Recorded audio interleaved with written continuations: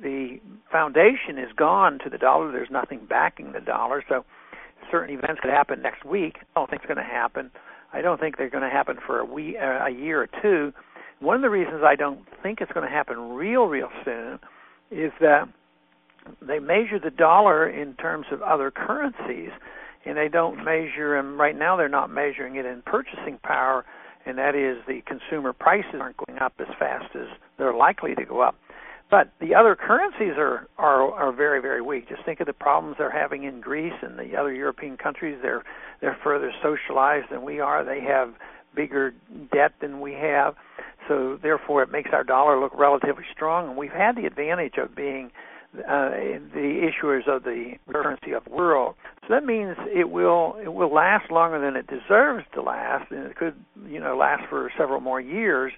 I don't think that diminishes my prediction at all that it will eventually have to end, but I don't think it's going to end in 12 months. I think it'll be longer than that. No, thank you for your perspective on that. Now, you introduced a bill in Congress to audit the Federal Reserve. I'm wondering if you could update our listeners as to the status of that bill. Yes, we did that early in last year, and we ended up with 317 co-sponsors. When an opportunity presented itself in the Financial Services Committee, introduced that, and it was put on the regulation bill that was passed out of the committee, then out of the House. So it's attached to a bill that I actually don't support the bill because it has a lot of very unreasonable regulations on it. But the bill actually got passed in the House. The Senate hasn't acted on it. It's more difficult in the Senate.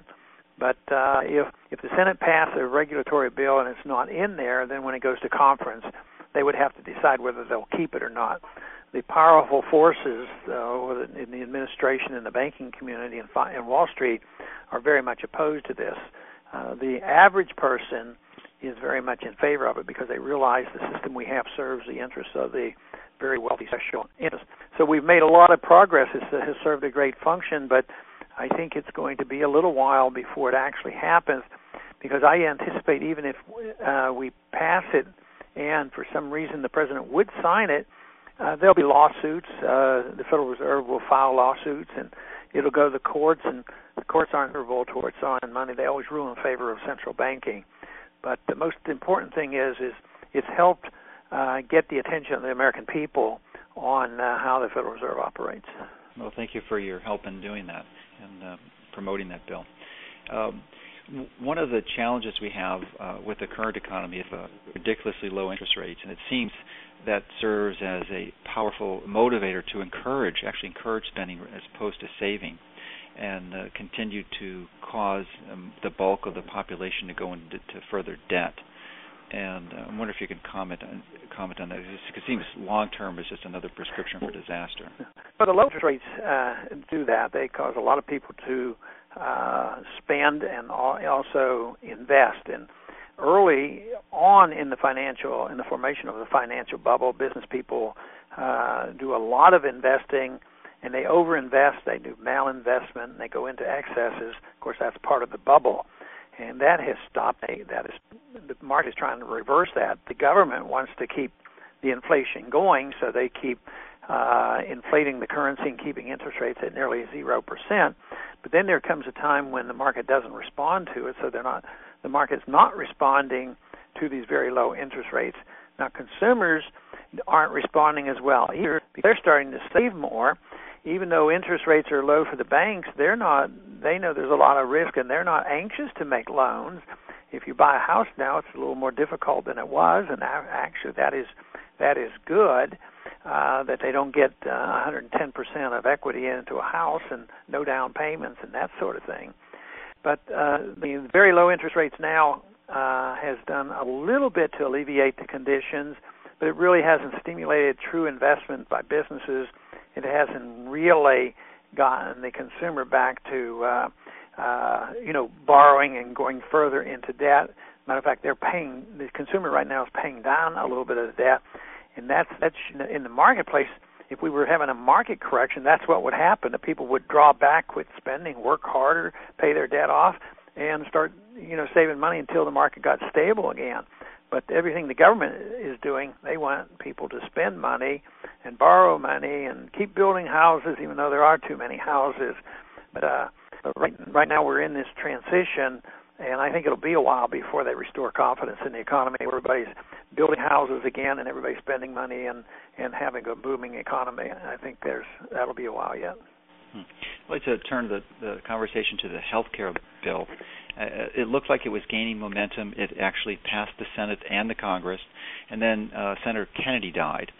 And for our listeners who may not be aware of this, he was replaced by Senator Brown, and Senator Brown has actually opposed the bill. And this is really quite shocking because Massachusetts has been a traditionally incredibly Democratic state and hadn't had a Republican representative for quite some time.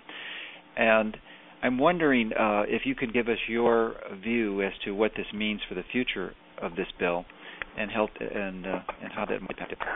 I think it's more or less put a stop on the bill as it was written. If they pass something, they're going to have to change it a whole lot. They're not talking as much about it in Congress anymore. The House has passed their version, but the Senate hasn't. So I think they have to, move back on this and probably pass a much smaller bill. But I think the Democrats are anxious to pass something to say that they did something. I don't think it'll be to anybody's advantage for what they did or what they plan to do. But the very, very big medical reform package that Obama wanted, that's not going to get passed. Now, it was interesting, in the last year or two, there has been, President Obama received quite a bit of criticism for appearing to renege on some of his campaign promises with respect to the health care bill and it being an open and discussion, and that there would be a widely embraced and open debate and presented on C-SPAN, and he said that multiple times, and that debate never seemed to have occurred. And I'm wondering if you think the future, as this health care bill goes into a revision and this exposure that he's received seems to go back on his campaign promises, that might change and they may have a more open discussion this time. Yeah, I think he has gone back, but I think it's getting to be known in the general public that has happened. We have a bill on the House floor to insist that it be done in the open discussion, and Democrats won't bring it up, so there's what we call a discharge petition. If you get 215 members of Congress, 215 members, if they sign it, if you get the majority, they have to bring it to the floor. So right now we're doing that, but we'd have to get a bunch of Democrats to do it. And maybe we'll get more now because some of the conservative Democrats are getting a little bit worried. But no, I think he did renege on his promises, but I think that politics are still very powerful. If the American people become aware of this and start complaining, something like what happened in Massachusetts could happen, and he will be forced to do it in the open.